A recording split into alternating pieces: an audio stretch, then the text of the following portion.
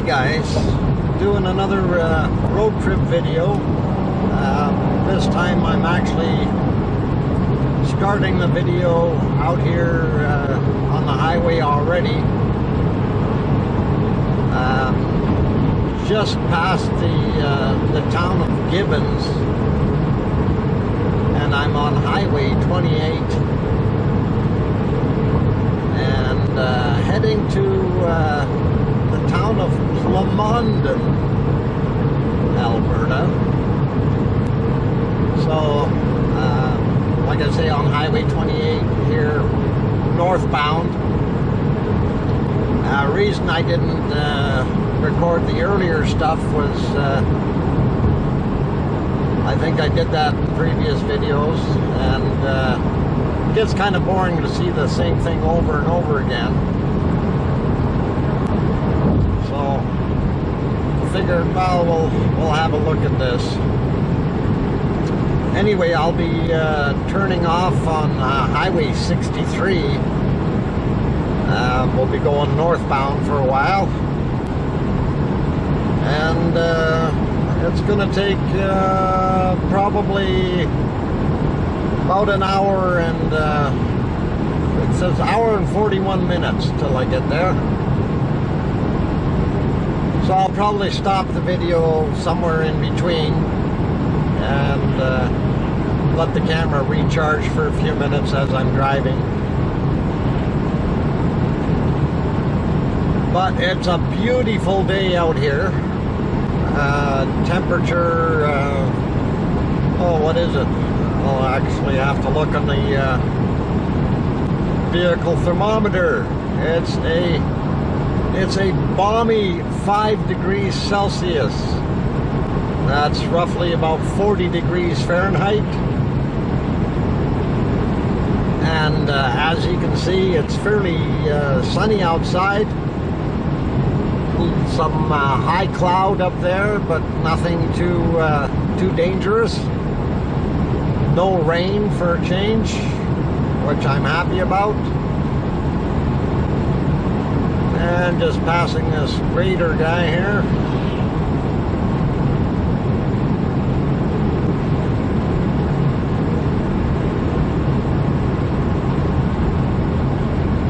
And of course, it's September the 5th, 2018.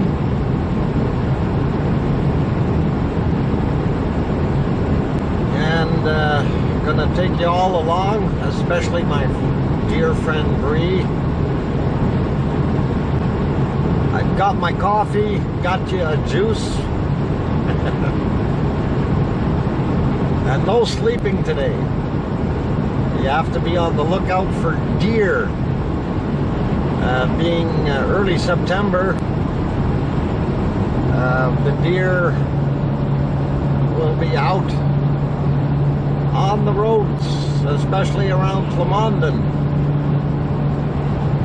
So deer, Bree, watch out for the deer.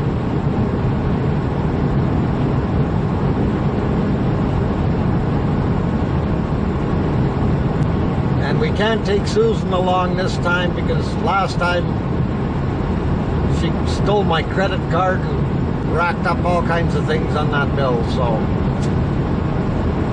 something about buying a hot air balloon. Holy mackerel, it was expensive. Just kidding. All in fun. If you watch some of my other videos, you'll know what it's all about.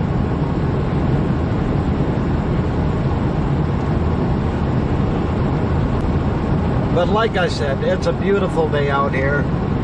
Some of the trees are starting to change color, which is nice to see. I'm hoping that we'll have a few more really nice sunny days that I'll be able to go actually take some photos, not just the road video, and show some of the nice colors of the changing trees. They look so nice in the fall, but unfortunately after they do that, then we end up with the proverbial winter. And of course, in Edmonton and area, you know, it being as far north as it is, we do get quite a long winter. And not really to my liking, but I guess I have to live with it since I live in Edmonton.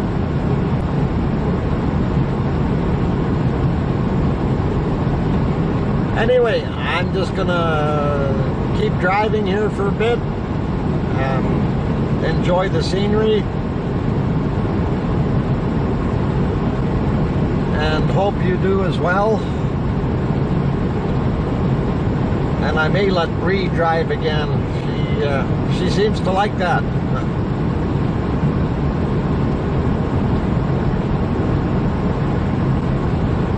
So keep smiling, and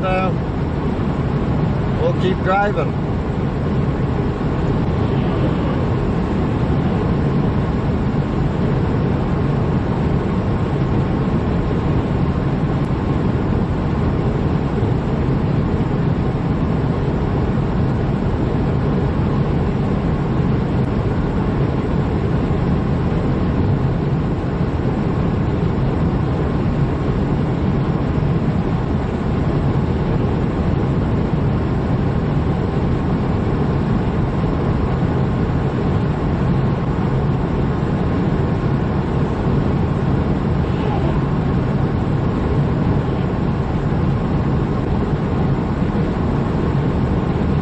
And by the way, I had to drink most of my coffee already this morning.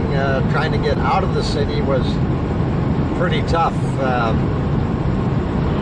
Of course, with all the construction, it's pretty bad. And then trying to get out of town, especially on the eastbound roads, the sun seems to be at just the wrong height. So in addition to the construction, it's also difficult to see, so people do have a tendency to slow down a little bit and use a little more caution, which I can appreciate that, but it also really messes up the traffic.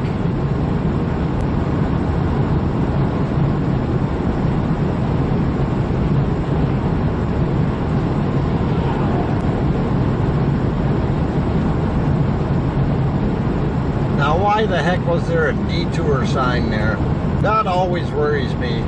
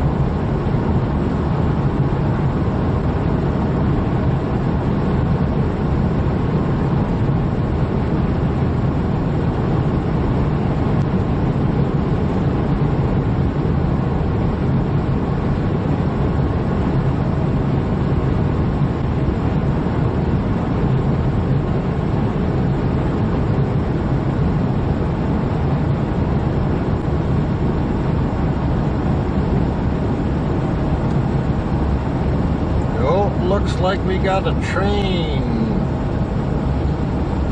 going across the highway.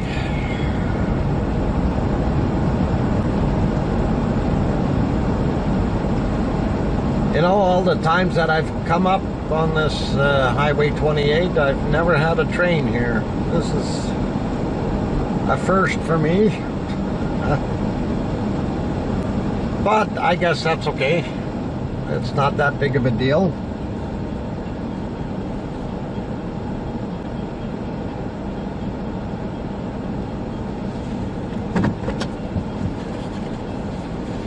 Just another thing to delay me this morning.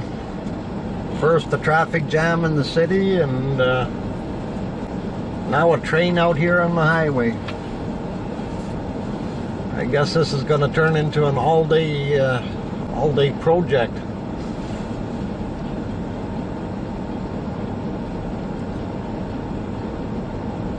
I wonder where that thing's going.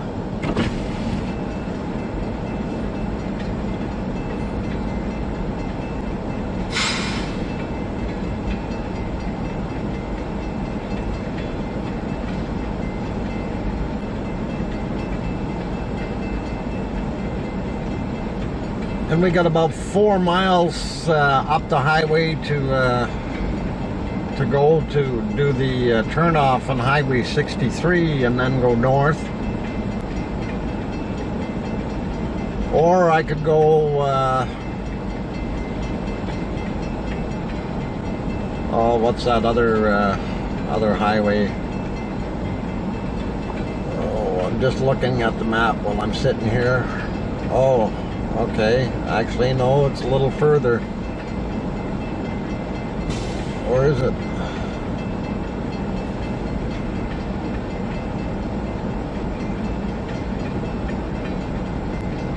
Well, I could go to Wasetna and then go north, but apparently the GPS thing says that's 2 minutes slower.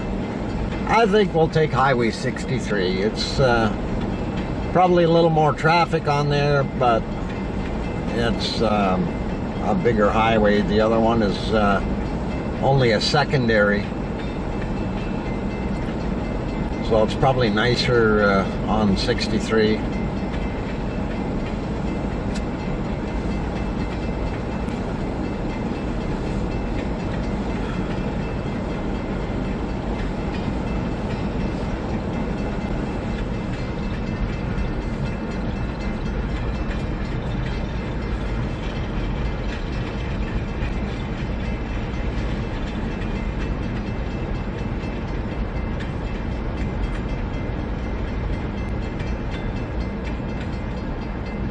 Bree, I hope you're counting train cars. I get a kick out of some of the graffiti on these cars. There's some real artists out there.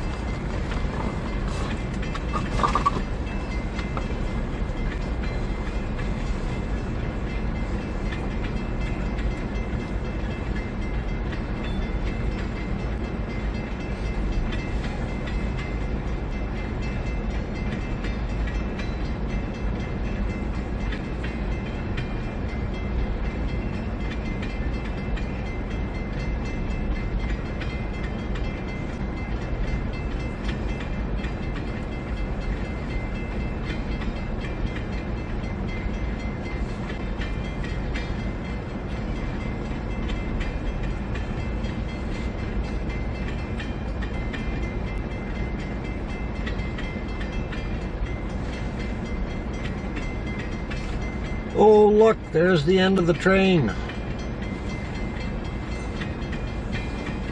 No caboose on it. But I guess that's part of the new strategy that they had here. That they didn't really need one anymore.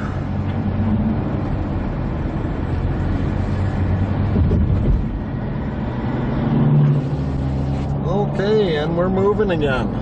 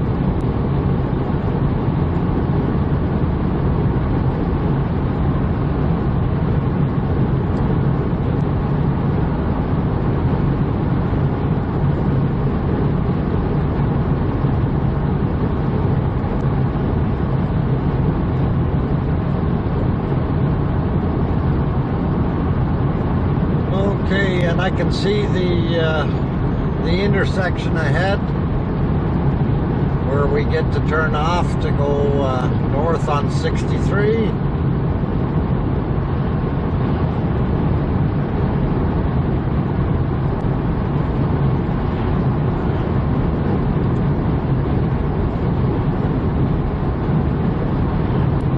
And of course, other friendly destinations up there. You have Lac La Biche, and then if you keep going up 63, of course, you can get to Fort McMurray, and that's where they have all the tar sands projects.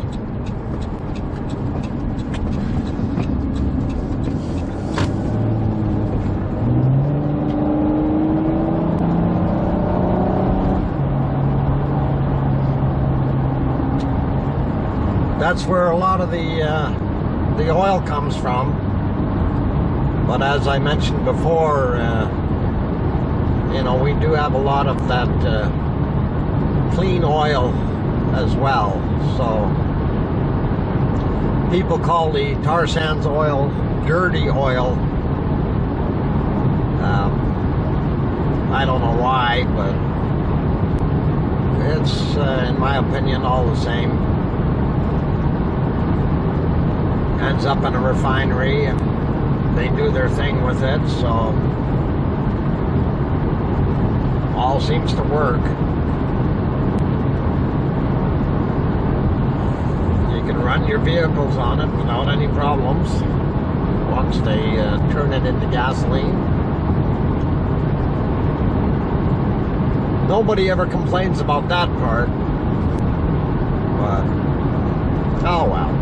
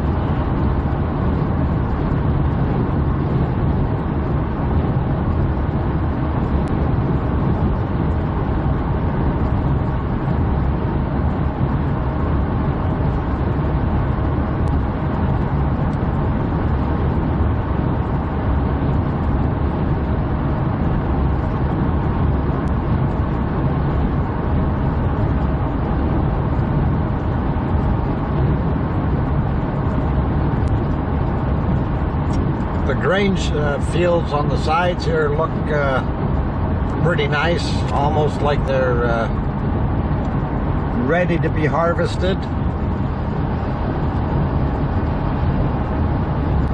which is all right.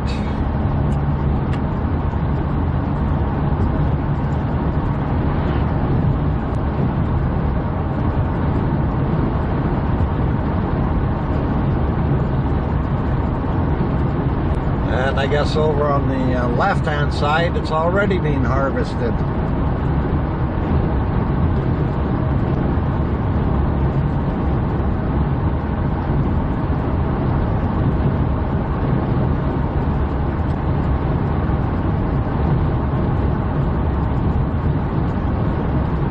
They must not have had as much rain here as we did in Edmonton, if they're already taking it off the fields.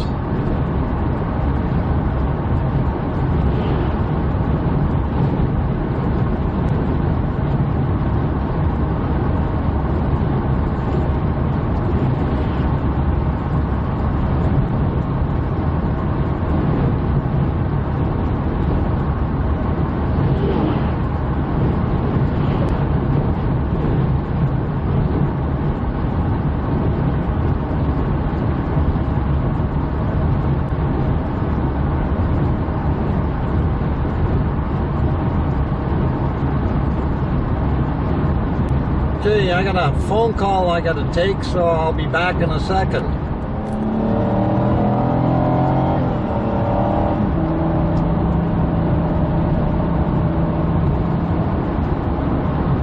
Okay, back on the road. That didn't take long. Just figured I'd pull over and take that call safely so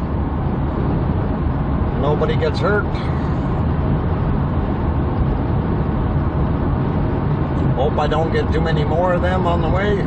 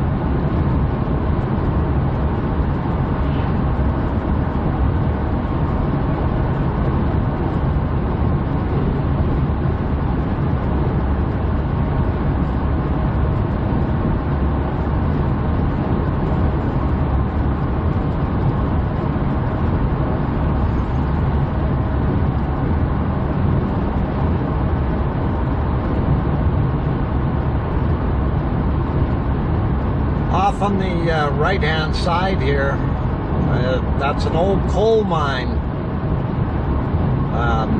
I think it's the Thorhill coal mine. Yeah, it is. Way back, it used to be in operation. I'm not sure how deep down it went, but it used to be a fairly major producer back in the day. It's kind of interesting to see that stuff out here. Alberta does have a lot of coal as far as resources are concerned.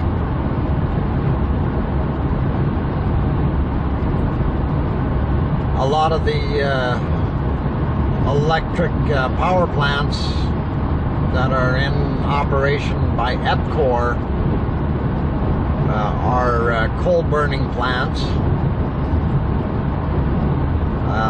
I'm not in favor of coal burning, but that's the way it is.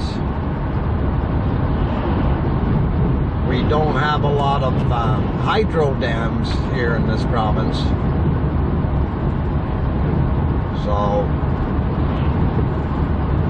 it's coal is the resource of choice, I guess, if you want to call it that.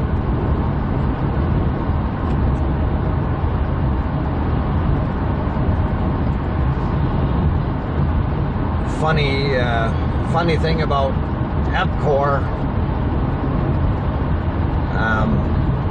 they're one of those companies, of course, they want to protect themselves. And I don't know if I mentioned this story way back on some of the other videos. A long time ago, I was looking into wind turbines, and this was in the I think 87, 88 kind of era, and I was somewhat miffed by what I found out, that the government had actually put into place a quota on wind power. And I thought to myself, well, why in the heck would they do that? And not knowing what was going on, and okay, I'm not 100% sure of this because I didn't do my research, but I'm guessing that it was EPCOR, or perhaps even another company, and again, I'm not 100% sure, that went and lobbied the government, the provincial government, to set a quota on wind energy so they could, so EPCOR could maintain their monopoly on the power plants and being the major supplier of power for Albertans, which in my opinion was a really shyster thing to do. Why would you know, put a quota on clean energy like that? To me, it just did not make any sense. Anyway, I wrote a bunch of nasty letters to our federal or provincial government at the time, questioning who was getting the kickback from these electric companies to have that quota in place. And it didn't take 2 weeks till that quota was gone. New legislation passed in the provincial government, and their quota system for clean energy, such as wind power or wind generated electricity, as well as solar electricity, disappeared completely. I never ever did get a response from the provincial government, but I do know they put through legislation very quickly saying that that was just wrong, that it, you know, there was no more quota system for wind power or photovoltaic energy. And I'm sure EPCOR cried the blues when they heard that. And since then, wind energy production in Alberta has skyrocketed. You know, they're doing a whole bunch more than what they used to. I'm not sure the actual numbers. I'm guesstimating it's probably past the 30 gigawatt mark, and I don't know if you understand that, but that's a lot that's being generated now using wind power. I'm still surprised though that nobody has gone and decided to do some photovoltaic stuff down in the southern part of the province, around the Lethbridge area, you know, closer to the Montana border. They do receive a lot of sunshine there. Okay, I'm gonna pass this truck because he's got stuff flying off of here, and it's tree bark and stuff like that. He doesn't have his, well, he's got his covers on, but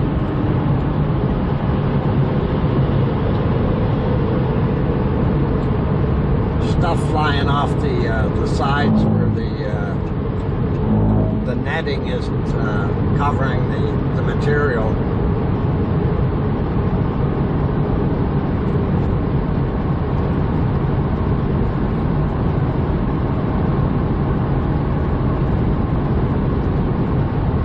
Rather than getting hit by a bigger chunk, I'm just get past it. The guy's right at the speed limit, so I'll just go a kilometer or two an hour faster and we'll be okay. Anyway, getting back to the energy thing.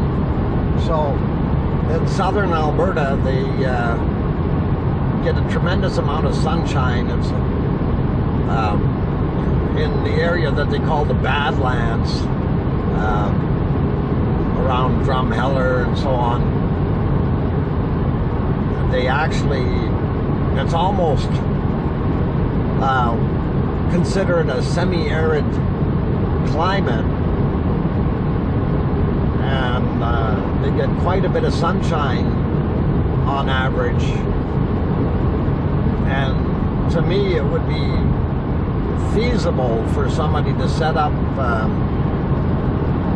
larger photovoltaic setups like solar panels to generate electricity. You know, the problem we have here is if it ends up snowing or something like that, then there's a lot more maintenance involved in comparison to, say, a place like Nevada, where they've got some of the big solar power towers with the mirrors and so on. So I can see, you know, some costs involved in higher costs and maintenance. But if it's set up the right way, I'm sure, you know, they can still make a reasonable profit without having to worry too much about the you know, the extra expense of maintenance.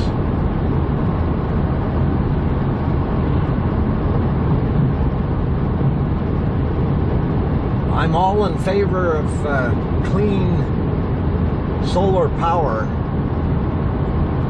and also wind power. Not particularly fond of the bladed style wind turbines that are presently in use, you know, using the very large propeller, if you will, style of wind turbine.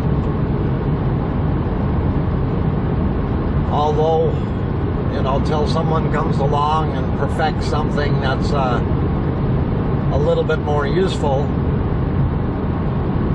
or a little higher efficiency, most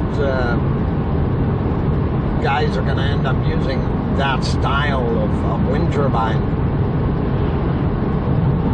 I myself prefer a vertical axis wind turbine, and I do actually have a video of one that I built a bunch of years ago on my channel, and if you haven't looked at it, you might want to look at that and, just to kind of see what the idea is behind it. And because of the vertical axis, you can actually build it lower to the ground. You don't have to have it up as high. It generates less noise because the blades themselves will never go what we call supersonic. In these larger wind turbines that they have now, the blades, when they're going around, you actually hear kind of a whooshing sound, and that's because the blade is actually, the tip of the blade is the fastest moving part, and in some cases can actually exceed the sound barrier, causing that style of noise. So it kind of messes up people's brains if you're living close to one and you hear that. The other thing about the larger propeller style is, depending on where you live, you know, if the sun is coming up or going down and you're in the shadow of it, you get this sun flicker. And if you suffer from any type of epilepsy or anything like that, that could drive you right buggy. So there's, you know, that's some of the not so good things about those larger bladed wind turbines versus the vertical axis wind turbine, because they're more compact and they're kind of denser in the way they're set up. You're not going to get the noise coming off of those, as well as you're not going to get the flicker if you're living in closer proximity to it. So there's some benefits there.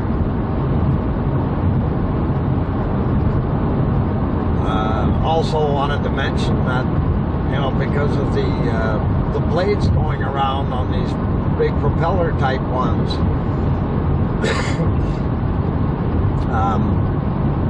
birds do have a problem with them, because, you know, as they're flying along, they don't necessarily see or anticipate that blade coming through. And we do have some bird loss from those, but nowhere near as much as what people think. You know, I've heard stories where people are saying, well, you know, like it's killing millions and millions of birds, and which is actually hogwash.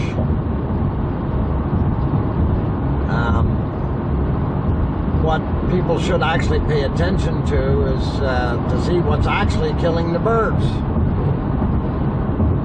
If you want to stop bird deaths, get rid of your cat.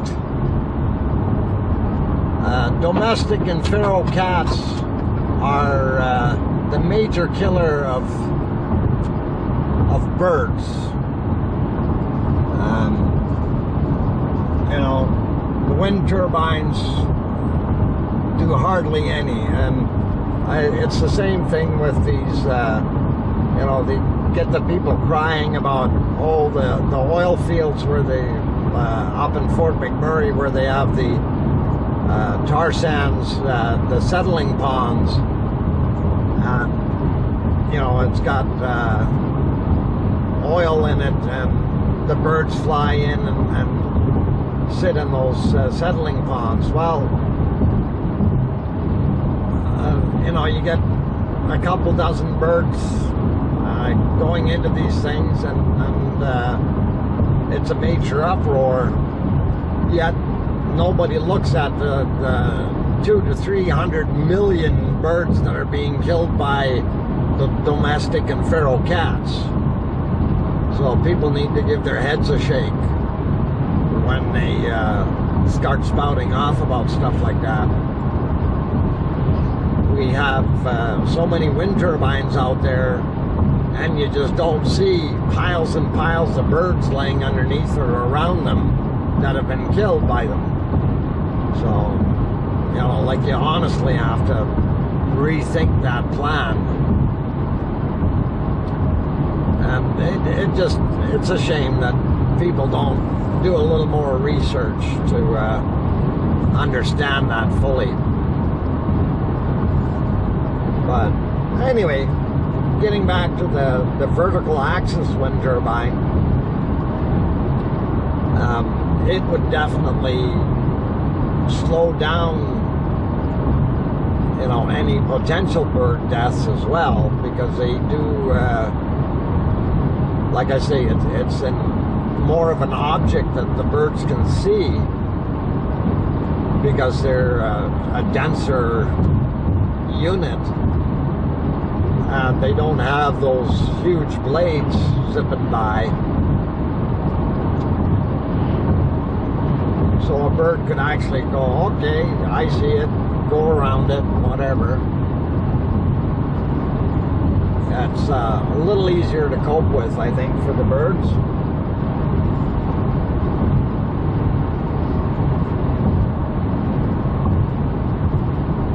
But yeah, down in the southern part of the province, it would actually be quite feasible to set up some of those vertical axis wind turbines. The nice part about them is they don't require as fast of wind speeds to get them started, and there are more constant. Once it gets spinning, it keeps going. It doesn't take that much energy, the wind energy, to keep it going. But again, it depends on what you're hanging on there for a generator and how the unit is actually designed, right? So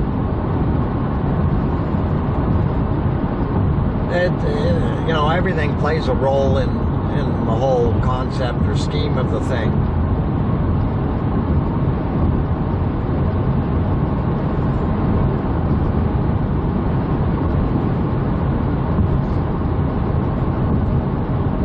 And as far as the photovoltaic or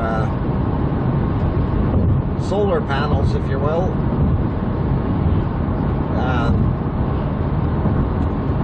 That idea is, since the price of solar panels has come down so much, it probably would be feasible to set something up. If a guy had enough money and a little bit of land,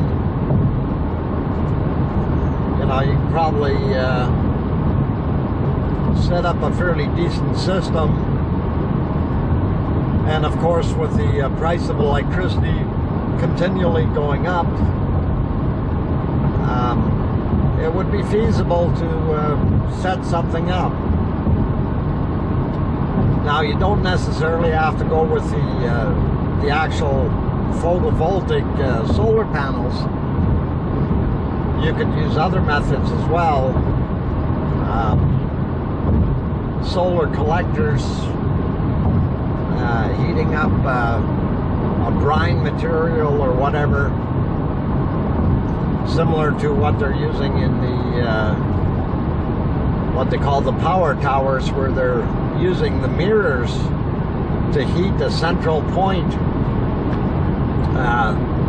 and that basically gets the material or brine solution heated up, and it's pumped through into a storage tank, and then afterwards put into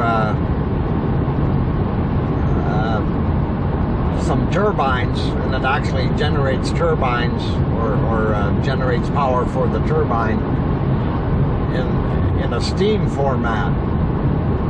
So it's a lot of interesting stuff out there people can do, and I'm surprised that there's not as much going on in that field as could be. I guess majority of Alberta here is geared towards their black gold, or oil, if you will. So you have a very limited amount of entrepreneurs looking into solar power, but I think it will come. Give it time.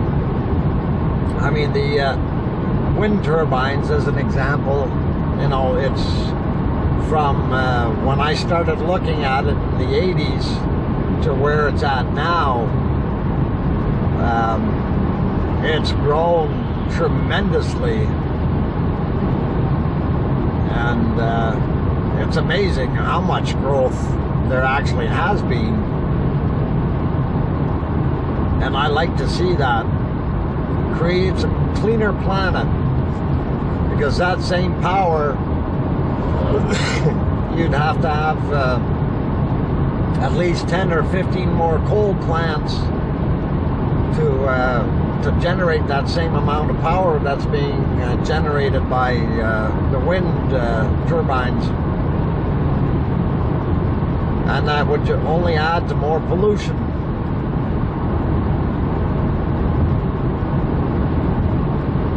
And speaking of that, even countries like China, as an example, they were heavily dependent on coal as being their primary source to generate power, and they too are changing over to wind turbines and solar power.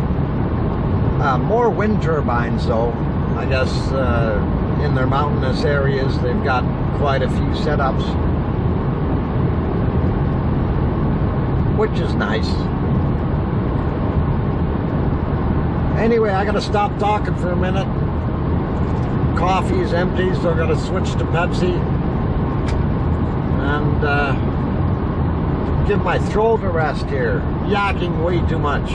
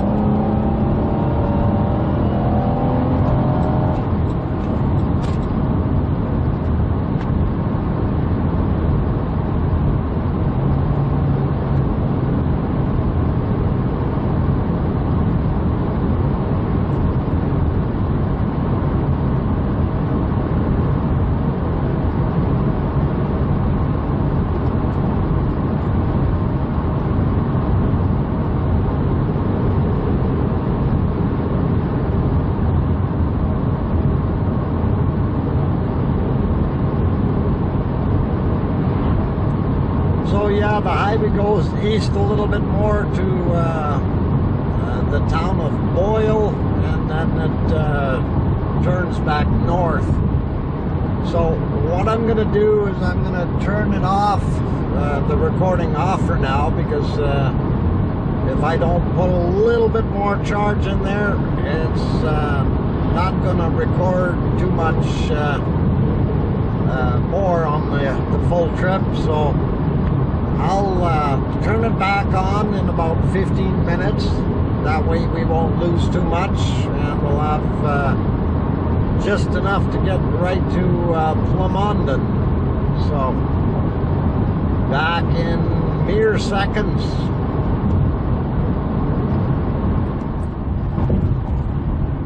Okay, so I let the camera charge for about 10 minutes there, and we're just getting up to the Highway 55 turnoff, and of course our logging truck in front of us there, he's going to Alpac, or Alberta Pacific Lumber Mill, and they will be turning those logs into paper.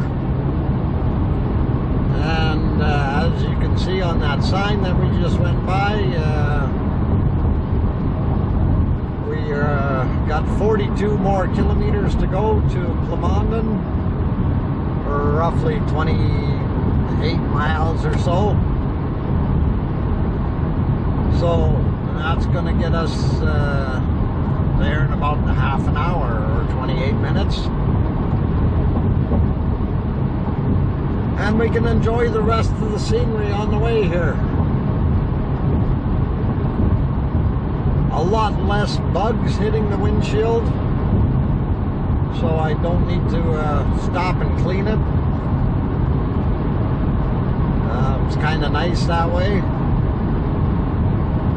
When the temperatures drop a little bit, we seem to have a lot less of those little insects flying around. We did have some frost in the outlying areas around Edmonton this morning, so you know, they do have that frost warning to let people know, but I guess in the city it didn't get down that cold. Was about 4 degrees Celsius, or probably about 38 Fahrenheit, so it wasn't quite as bad as it could have been, but definitely a sign that it's fall time, and winter will be coming soon.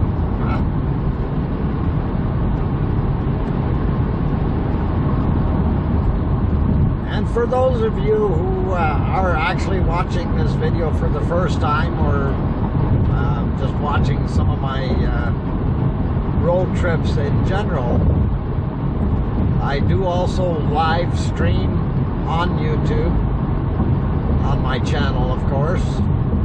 And oh, what's going on here? Grimshaw parked their truck the funny way. I hope that guy was okay. He dropped it right in the ditch there.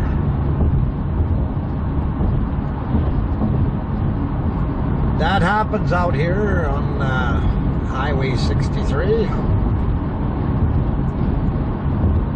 Well, this is actually 63, 55 combined, but they do have a fair amount of accidents, and it does have the nickname the Killer Highway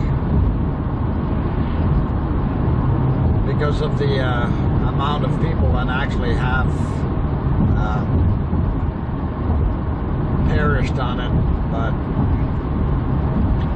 most of those are not on this stretch, they're more on the other leg of it, where it heads up to Fort McMurray.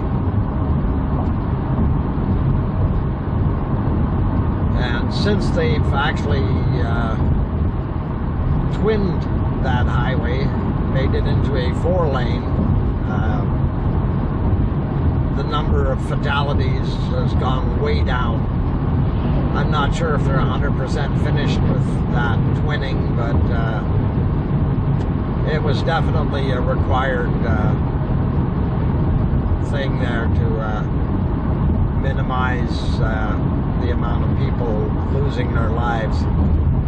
You know, other than using common sense and courtesy, it's a lot of those deaths could have been prevented, but you know, that's people going crazy,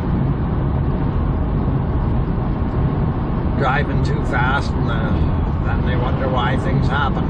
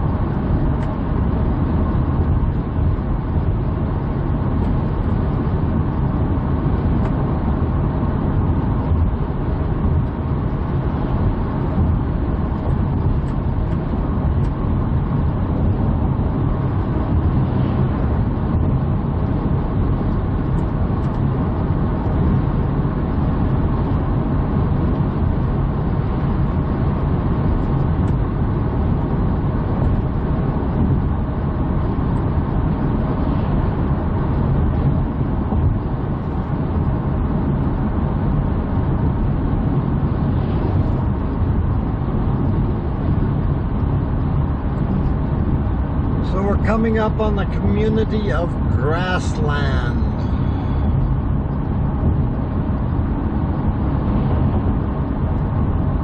I wonder why they gave it that name.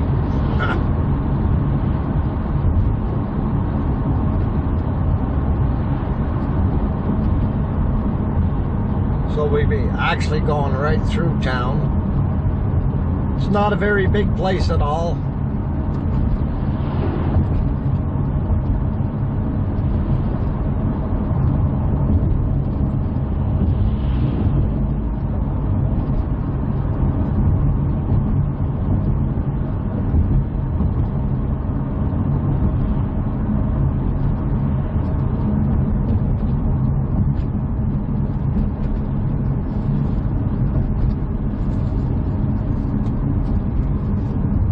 And I do recall we go right through a school zone here, so everybody slows right down.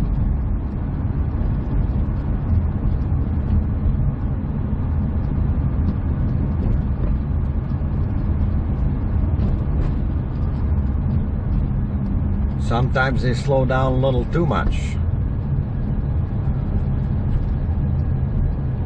Like right now. Okay, they're going half the speed limit. This is silly.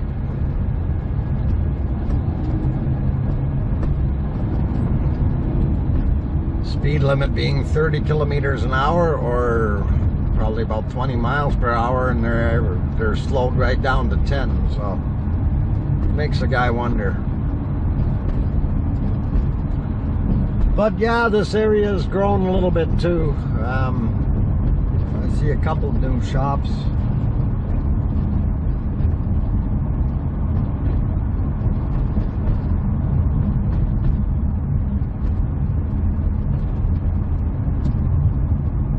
And they've got a new motel, I guess. I wasn't there before.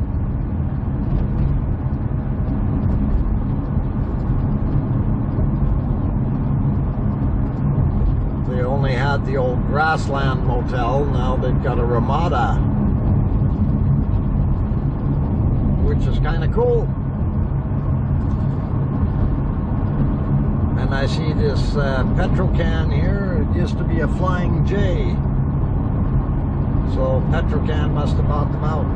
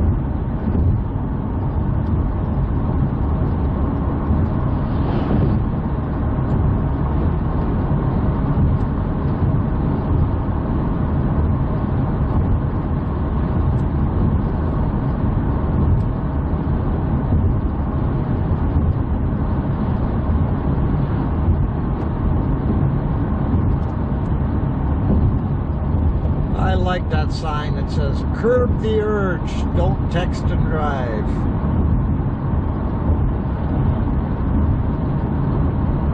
Smart thinking, that is.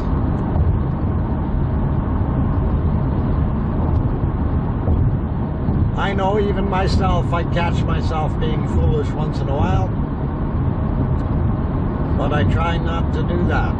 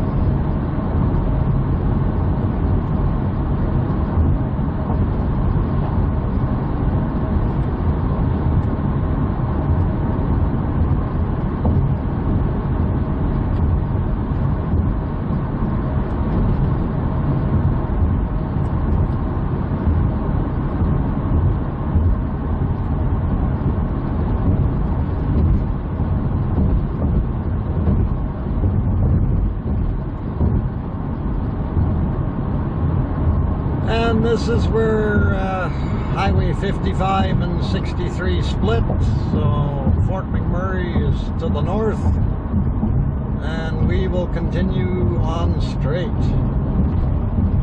to Plamondon, which is just down the road another 10-15 minutes, and we'll be there.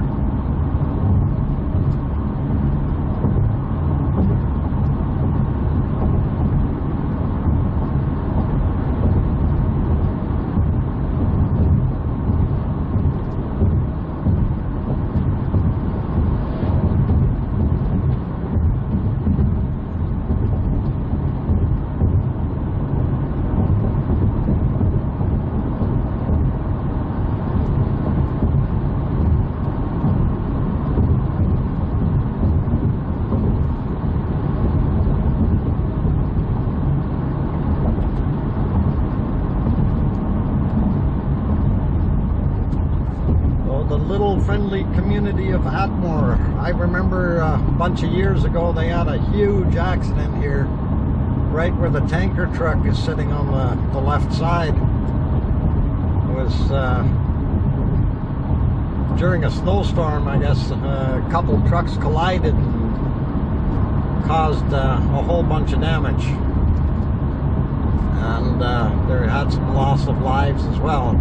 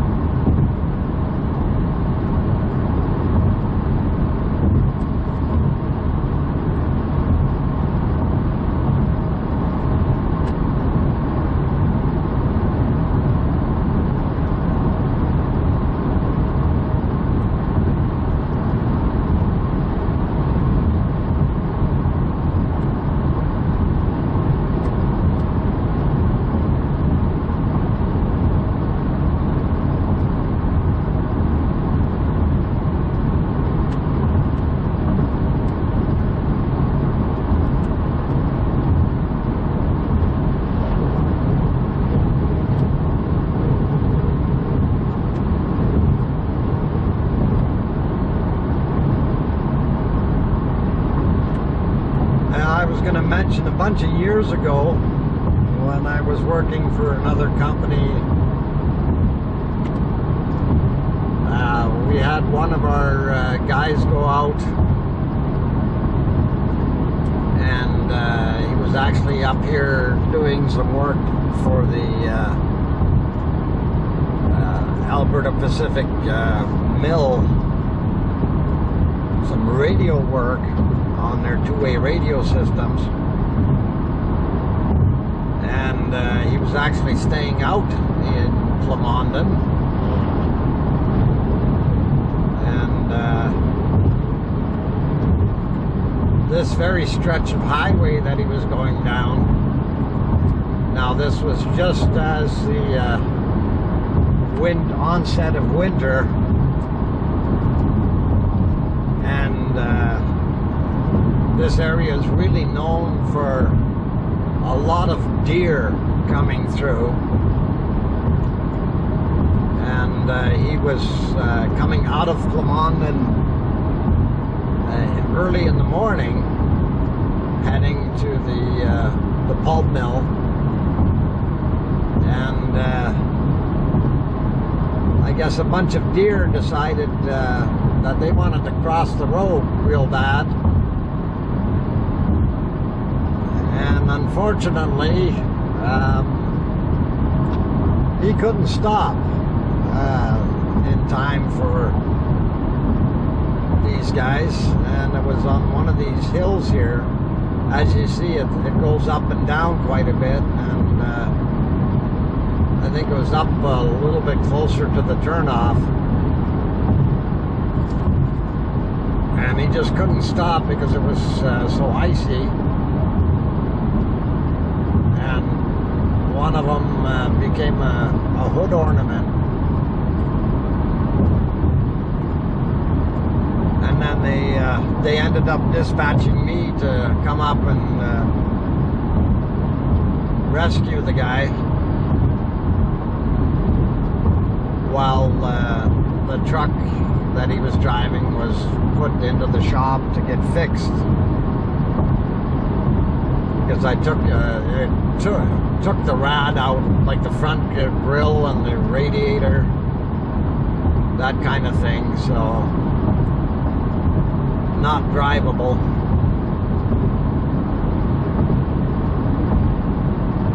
But it was right in this area here, fairly close.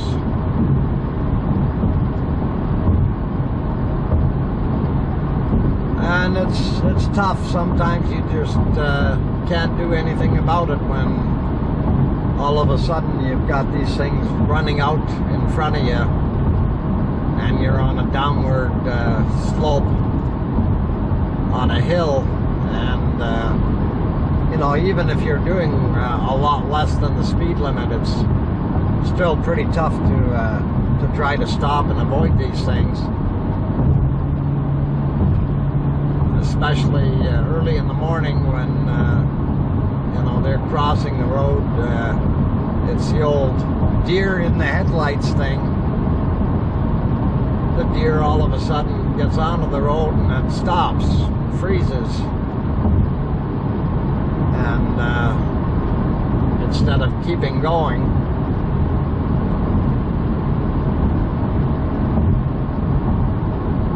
not a heck of a lot you can do other than you know, try to stop.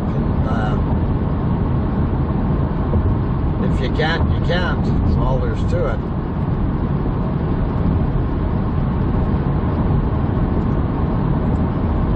Funny part about that trip was, as I'm heading up, we ended up with that same snowstorm that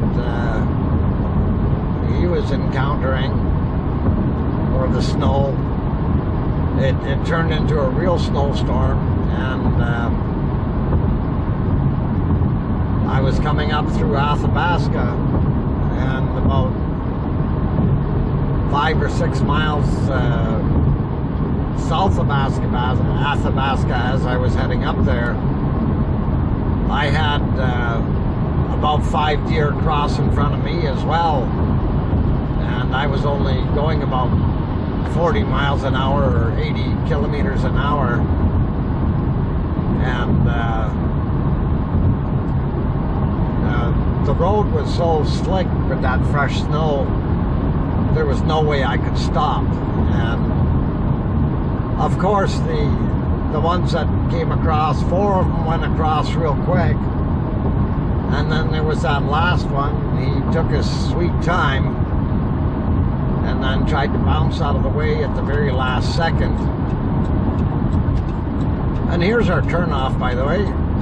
And anyway, I thought for sure I was gonna have him as a hood ornament as well, and luckily I slowed down enough, and he tried to do a prancing leap out of the way, and I just caught the one back leg just above the back bump, or the front bumper, on my driver's side as he was coming from the right to the left. And I spun him around, and he was doing a pirouette on the highway, but he did manage to get back up and take off, so I was happy about that. No damage to the vehicle, and hopefully he didn't have any damages either. He, she, whatever it was. Wasn't there long enough to ask names or see if it's a him or a her. Anyway, we're just about there. So I will say thank you very much for coming along on the ride. My dear friend Bree, I hope you enjoyed this trip. And you can mark it on your atlas. So it's the town of Plamondon, and it's about 2.5 hours northeast of Edmonton.